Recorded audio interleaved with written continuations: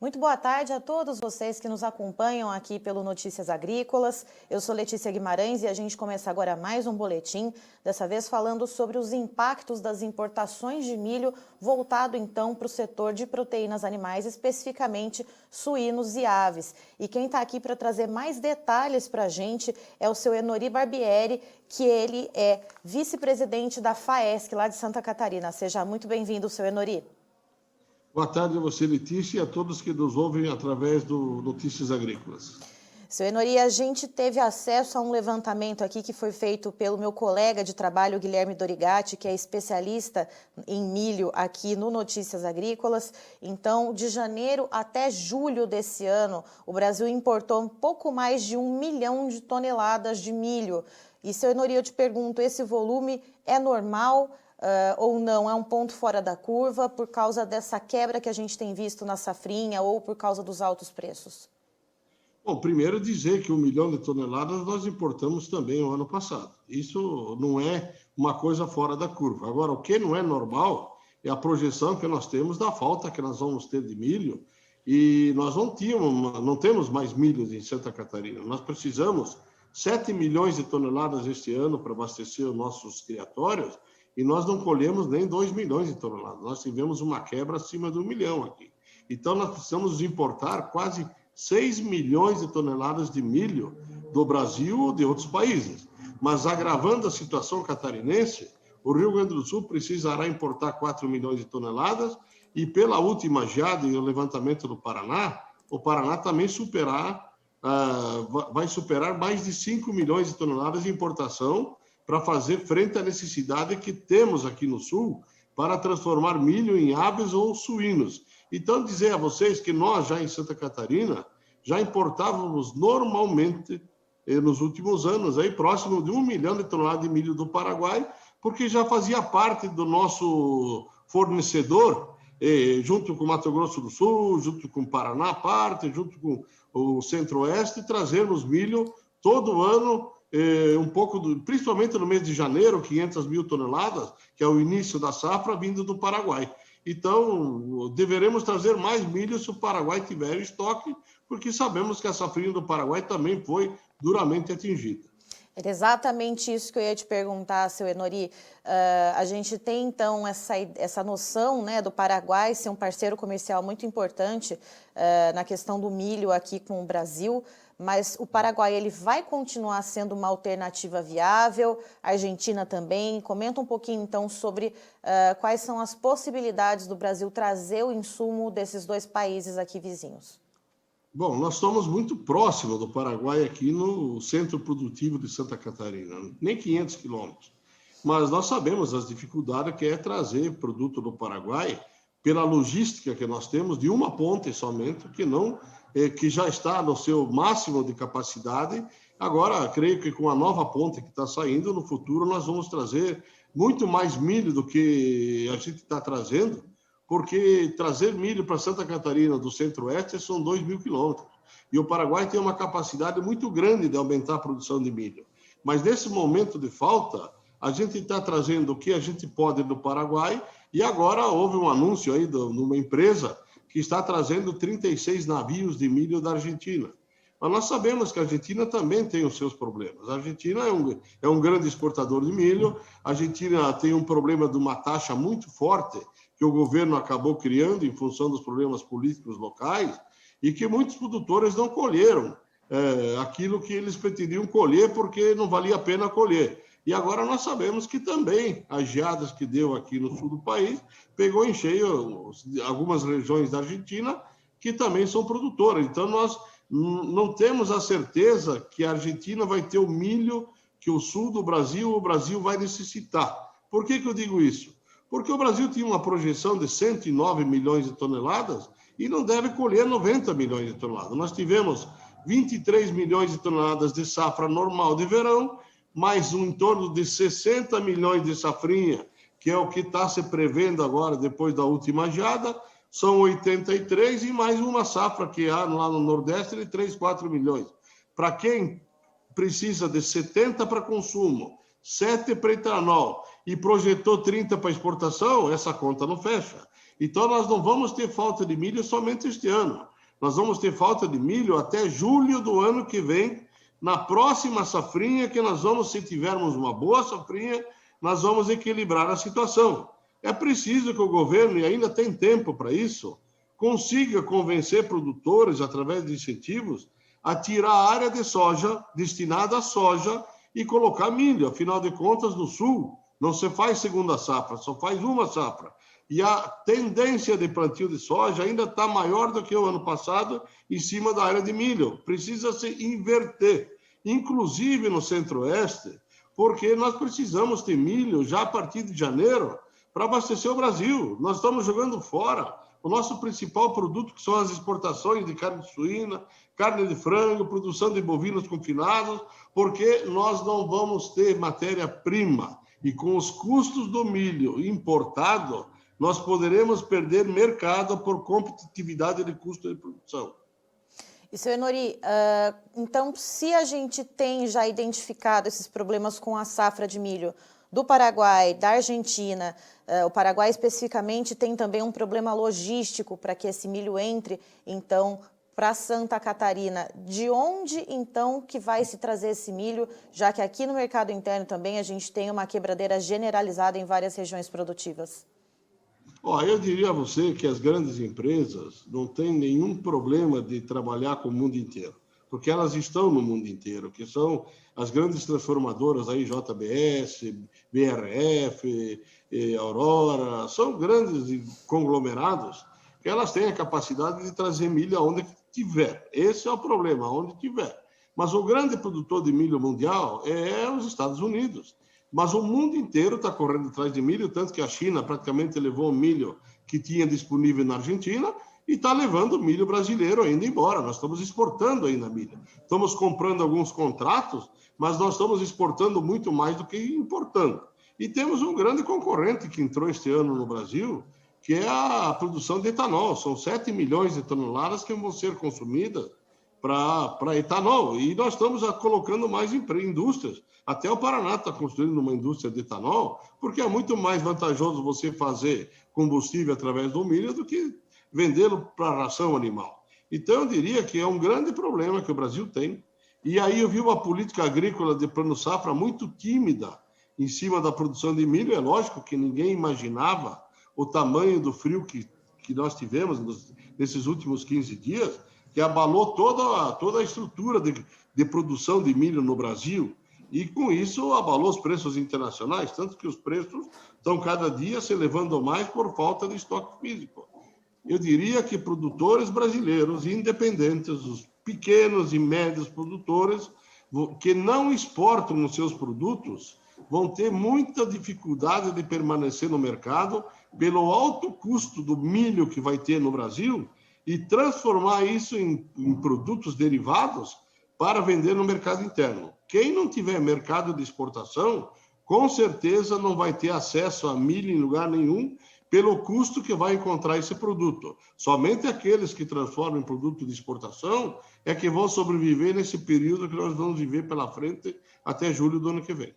E, seu Enori, mesmo com essas dificuldades logísticas, mesmo com essa escassez de milho também identificadas, né, nos países vizinhos, qual que é a diferença de preço, mais ou menos, que a gente consegue apontar para o milho que está sendo colhido, né, para a cotação do milho aqui no mercado interno, com esse milho que vem de fora? Existe uma vantagem de trazer esse milho, ainda que pequena?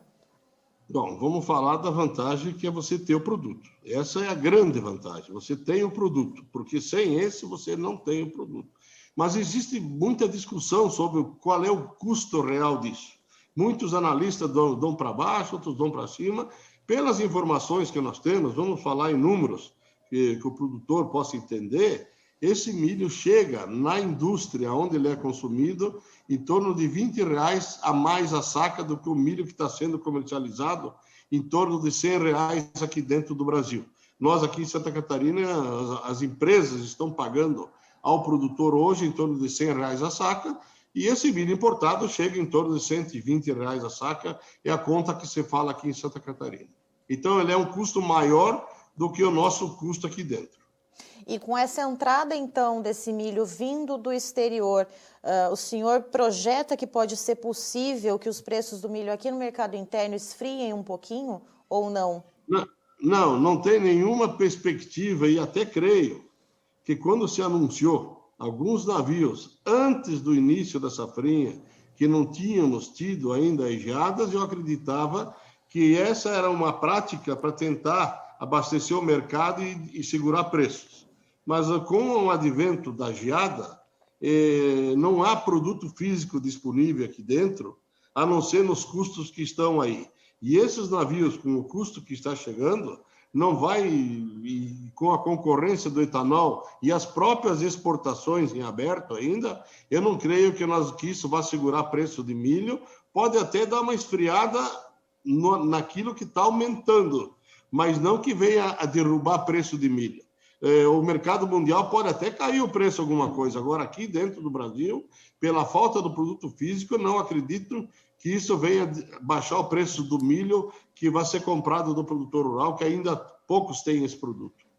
E aí, seu Henori, ao mesmo tempo, então, que a gente tem esse cenário de que quem tem o mercado de exportação consegue, pelo menos, navegar nessa tormenta, nessa tempestade, mas quem abastece aqui só o mercado interno paga por esse preço alto do milho, mas, ao mesmo tempo, também não consegue repassar todo esse custo de produção lá para a ponta consumidora, correto? Correto, nós já tivemos aí uma quebra de consumo na ordem de 50% dos produtos derivados de suínos para o mercado interno. O consumo já foi drasticamente atingido porque não há recursos para pagar esse custo de produção dos produtos que são destinados ao mercado interno. As empresas não têm como segurar preço, afinal de contas, elas podem matar o produtor independente que produz para o mercado interno. Esse produtor, sim, é o que está fadado a morrer primeiro, porque os custos que estão sendo pagos, os preços pagos ao produtor hoje de suíno no mercado interno estão muito abaixo do custo de produção desse produtor que está se endividando cada dia mais e não está vendo saída a não ser parar. Então, essas empresas que estão fazendo isso com o produtor interno, elas estão matando a galinha dos ovos de ouro. E as menos empresas que estão matando a galinha não conseguem colocar seus produtos lá no mercado consumidor, porque o consumidor não tem recursos para aceitar toda essa alta que houve nesses últimos meses. Então, eu diria que esse é um setor, e aqui em Santa Catarina, nós temos 180 pequenas indústrias que transformam animal ou suínos em derivados. E essas trabalham somente com o mercado interno e com o produtor independente. É um setor que nos preocupa muito, porque nós não acreditamos na sobrevivência desse setor com esses custos de produção e nem que o produtor o consumidor vá conseguir pagar aquilo que deve ser pago pelo produto que está sendo colocado à sua disposição. E aí, nesse caso, o produtor independente que o senhor comentou, que está fadado aí a sumir do mapa, ele pode parar a atividade ou se vê um movimento de buscar integração, seu Henori, para pelo menos aí manter, já que a gente já tem essas granjas, já tem esses galpões, para pelo menos tentar se manter na atividade de alguma forma ou de outra? Olha, como o mercado exportador de carne suína está muito demandado, tem sido crescente e está sendo muito demandado, boa parte desses produtores independentes, produtores de leitão, ou que tem as matrizes produtoras, estão migrando para o setor integrado. Estão produzindo para essas agroindústrias que fornecem toda a alimentação, né, e compõem o preço no final. E essas agroindústrias têm um mercado de exportação que remunera 5 vezes mais, que é o dólar, que hoje dá uma paridade de 5 para 1. Então, muitos estão migrando. Agora, o grande problema são os terminadores, que não conseguem colocar esses animais de exportação para exportação, esses animais de abate, porque quando você trabalha com exportação, você tem umas regras do país importador que você tem que dominar toda a cadeia produtiva na questão de medicamentos e outras questões que são exigências do importador, que você não tem o certificado daquilo que você está produzindo, que não foi você que produziu. Então, eu diria que vai haver uma grande imigração de produtores de leitões para o sistema integrado. Contrapartida, o setor da avicultura, que também faz parte desse processo, aqui no Sul ele é praticamente todo verticalizado, é tudo da indústria. O produtor é aquele que tem os galpões e cuida desse produto e recebe uma bonificação. Mas mesmo assim, esse produtor, pelos levantamentos feitos pela CNA, através do Campo Futuro, que é um modelo que a CNA tem junto com as federações, de fazer o custo de produção, o quanto foi vantajoso, tem dado conta que no final do ano o produtor perdeu dinheiro ao invés de estar ganhando dinheiro.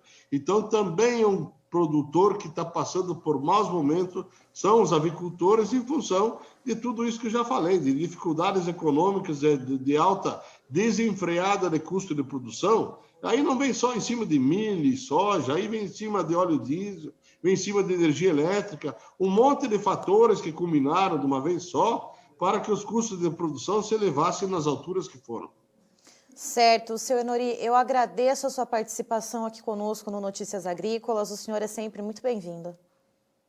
Eu que agradeço o espaço em nome da Federação da Agricultura e espero que o governo reveja essa questão de plantio de milho, que ainda há tempo, e possamos plantar mais milho na safra de verão do que está previsto, senão nós vamos colher tímidas 30 milhões de toneladas e vamos ter um problema eterno, que no mínimo até julho do ano que vem. Estamos sempre à disposição aqui. Estivemos aqui, portanto, com o vice-presidente da FAESC, lá em Santa Catarina, o seu Enori Barbieri, nos trazendo um panorama dos impactos da importação de milho voltado, então, para a produção de proteína animal. Segundo ele, essas importações de milho, que já ultrapassam, nesses primeiros 7 meses de julho, mais de 1 milhão de toneladas, segundo o levantamento, então, do meu colega Guilherme Dorigatti, aqui do Notícias Agrícolas, essas importações elas devem se estender pelo menos até julho do ano que vem. Isso porque, conforme o seu Enori Barbieri nos explicou, a safrinha que a gente vai colher agora, mais a safra de verão, e até que a safrinha seja colhida no ano que vem, isso se não houver nenhuma intempérie climática, como a gente viu nesse ano, nós não vamos ter milho aqui no Brasil. Então, essas importações, vão continuar sendo necessárias. E a gente também tem outras questões a serem observadas. Tanto a Argentina quanto o Paraguai, que são os nossos parceiros comerciais, quando o assunto é compra de milho, segundo o seu Enori Barbieri, também tiveram problemas com as safras de milho por lá.